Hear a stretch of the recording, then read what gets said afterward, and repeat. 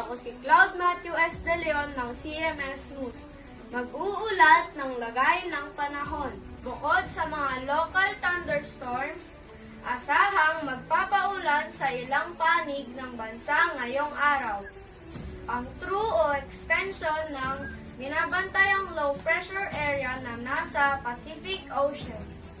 Huling na mataan ng pag-asa ang low pressure area 1,450 kilometro silangan ng Visayas. Hindi naman kalayuan. Isang bagyo ang binabantayan 2,830 kilometro silangan ng Visayas.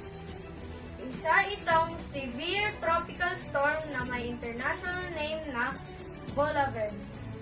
Ayon sa pag-asa, mababa ang tsansa ng nasabing bagyo na pumasok sa Philippine Area of Responsibility. May posibilidad namang makapasok sa loob ng 24 oras ang low pressure area sa PAR. Sa kabila niyan, nananatiling mababa ang tsansa nitong maging bagyo.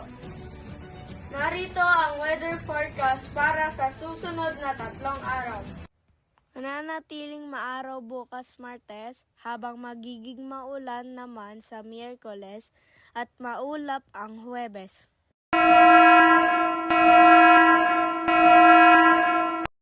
Sa panahon ng bagyo at iba pang mga kalamidad, ibayong paghahanda at pag-iingat ang kinakailangan. Hinihikayat ang publiko na maging alerto. Pinapayuhan ang mga mamamayan na ihanda ang emergency disaster kit.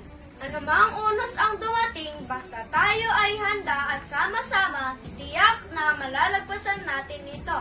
Muli, ako si Cloud Matthew S. De Leon ng CMS News, ang inyong ulat panahon.